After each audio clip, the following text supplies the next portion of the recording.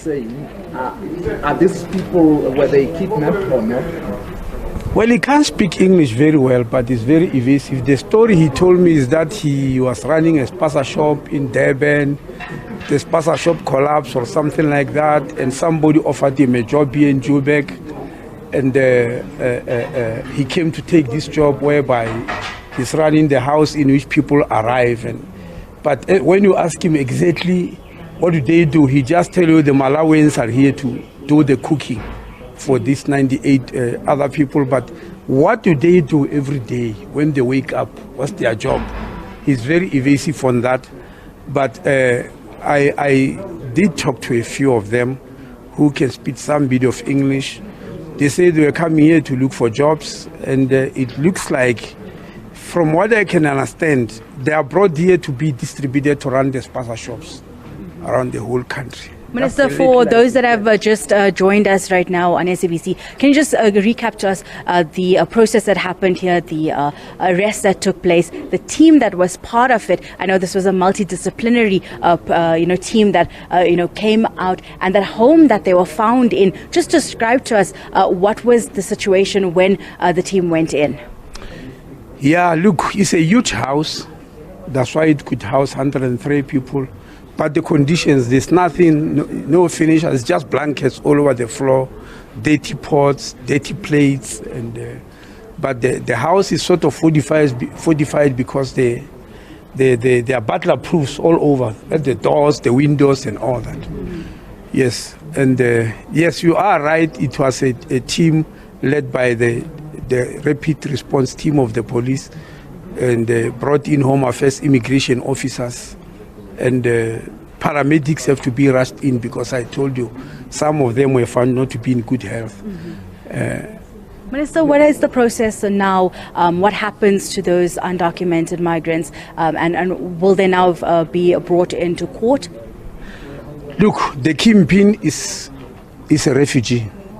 He has got our refugee status documents, which has been renewed 4 times already, and the present refugee status he has got expires only in 2026. So he's basically misusing it. We're going to have to deal with him. But these others, we have got to check clearly, because among them, they are clearly victims, especially the 10-year-olds. They are victims, they might have been trafficked. So we'll have to follow the laws. We'll have to call social development department. So it's still going to be a lot of work. And this kingpin, is he also from Ethiopia? Yeah. Do we know his nationality? Oh yes, he's an Ethiopian. I told you we've given him refugee status. He has been a refugee in South Africa since 2009, actually. And his refugee status expires in 2026. Remember, refugee status, you keep on renewing it if the conditions that made you a refugee have not been resolved yet. So that's why he has been renewing it, but he has been here since 2009. But he's clearly using it for... You did point out, Minister, that some of these people have had to go to hospital. Do we know how long they had been in there? Were they not eating? Were they being abused physically? Well, look, I can't say so because I couldn't be allowed to examine them, obviously. But I looked at them and I saw those who were dehydrated. Obviously, when they arrive at the hospital, they will tell us exactly the reason of dehydration. The kingpin said the 4 Malawians who were brought in they were brought in to do the cooking. So I thought maybe they were being fed, but I saw a lot of dirty pots there and all that. So it will be determined by the medical examination whether they were being fed very well or not. But it's not clear. I don't think they all came at the same time. I don't think it's one consignment of people who came.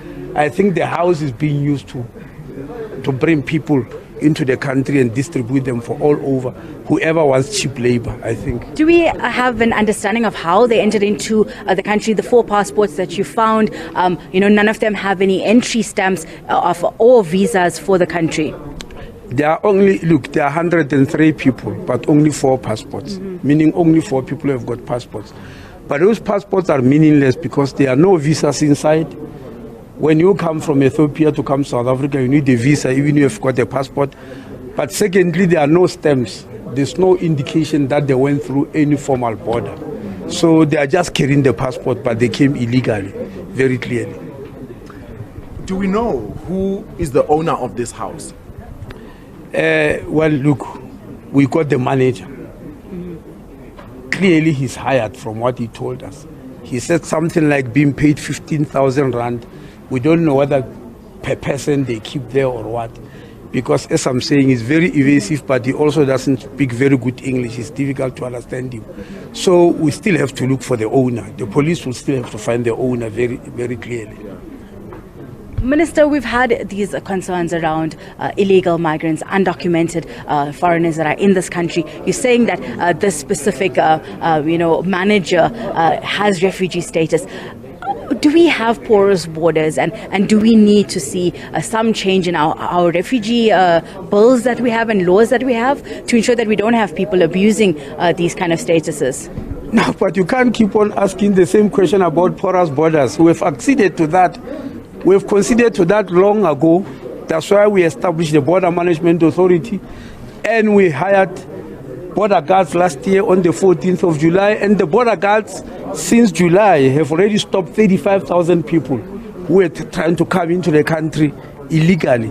They've even picked up 95,000 people who came into the country with documentation but overstayed, meaning they just, when their documents expired, they just kept on staying. So they've stamped them undesirable, they are not going to come in. The border guards have already stopped 141 cars which were about to cross the border. Now, your good question, yes, about changing the laws. Yes, we are busy with that. I've already announced that we are about to send the white paper to the cabinet, because we need to do a radical overhaul of the migration system of the country. There's no question about that. The Immigration, the Citizenship Act of 1995, the Refugee Act of 98, the Immigration Act of 2002, we need to repeal them and all start from the scratch. But we start with a white paper as the foundation, the basis of doing that work. There's no question about it, we'll do it. And as I'm saying, this kingpin here, he's a refugee. He was given refugee status. Look what he's doing. You'll remember this guy from Rwanda, who was arrested for genocide. Yes. I mean, he has got legal documents to be inside the country. Okay. Minister, you did mention that some of these people are as young as 10 years old. I don't know if you have any idea whether there are males or females among them, or all of them are males? No, there are no females, definitely. All right.